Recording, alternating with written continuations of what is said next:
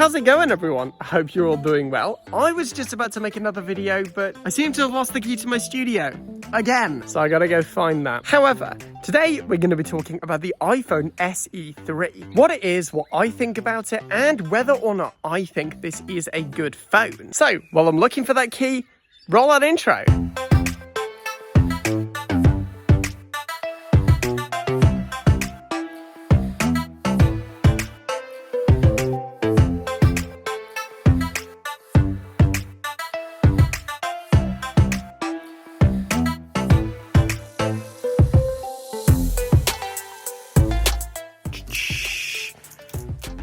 I found all my stuff, and it was exactly where it shouldn't have been, on a random table in my house. That is how you lose stuff. Alright, now we've got that out of the way, let's talk about something a little bit more interesting. So of course, Apple announced the iPhone SE3, or SE 2022, whichever one you want to call it, at their latest Apple event. And honestly, on the surface, I wasn't expecting that. Now, I know a lot of people were, but speaking as someone who was much more hyped for the Mac Studio, the thought of a new SE just kind of left my mind. Now, of course, 2 years ago, back in 2020, Apple did release a similar phone, the iPhone SE2, which honestly, in terms of design, looks pretty much the same. They both kind of look like an iPhone 8, but I kind of think it's a little bit more interesting than that. Now, realistically, when it came to a new iPhone design, I was kind of hoping for something a little bit more modern, maybe like a squared off iPhone 8.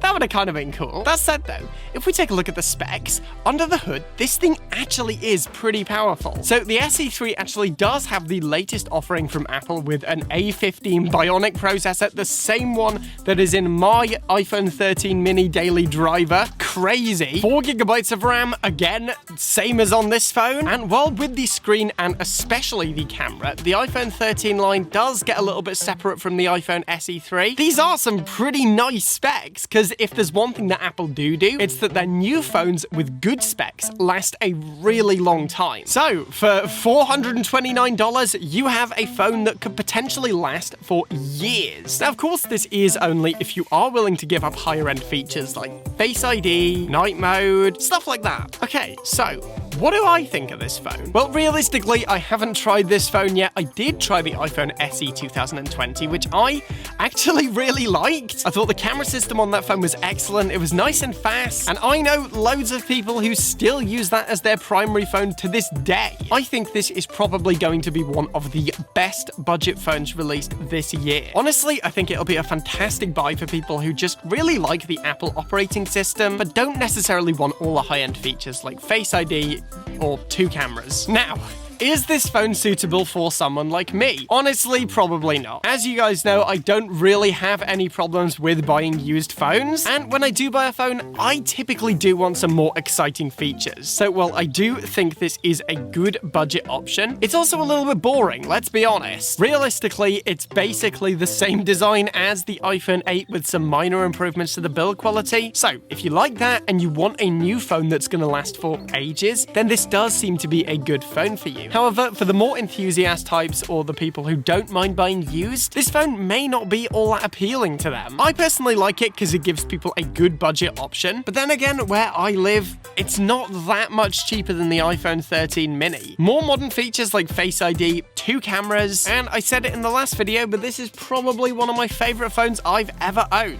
So again, while I am a little bit confused, it's weird. I'm both simultaneously confused by this release, and it also makes perfect sense. So yeah, those are my jumbled thoughts on the iPhone SE3. It essentially provides an exciting budget option for those who don't want to shell out a crazy amount of money for a phone. Decent longevity, impressively powerful, with some corners cut that a lot of people really aren't going to care about. Realistically, I gotta remind myself, how many people who are going to buy this phone really want multiple cameras? Would it honestly be worth the increase in price? I'm going to say probably not. But what do I want for the future of the iPhone SE line? Because it does seem like it's here to stay now, which honestly I think is a positive. I would personally like to see some newer features like Face ID and maybe a better front-facing camera, because as I said, I don't really see all that much value in making the main camera all that much better, but the selfie camera, Yeah, that'd be nice. I'd also like to see added durability, but the main thing is I'd like it to stay a really good value phone.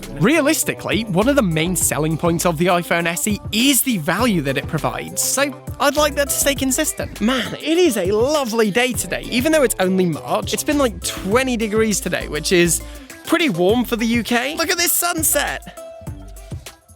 Nice, right? I think so. I think that's pretty sweet. All right, the sun's going down, so I want to wrap this one up quickly. However, there's one more thing I still want to talk about, and I'm sure many of you saw this coming. So my personal favorite thing that Apple announced at this event was the Mac Studio. If you don't know what this is, a good way to think about it is essentially the replacement for the trash can Mac, only it is very affordable for a professional machine and absurdly powerful. That thing's seriously impressive. I kind of want one. Then again, my M1 MacBook Pro does keep up with me nicely, and I personally like a portable system, so I think I'm going to stick with my MacBook, but still, very cool option. Alright guys, so that's it for today. I hope you've enjoyed this one. Let me know, by the way, what do you think of the iPhone SE3? Do you like it? Do you dislike it? Do you want to buy it? Do you know someone else who might want to buy it? Feel free to let me know in the comments. I always enjoy reading those. As for now though, as always, thank you for watching. Remember to like the video if you want to see more content like this, then smash that subscribe button. I'm done for now, and I will see you guys in the next one.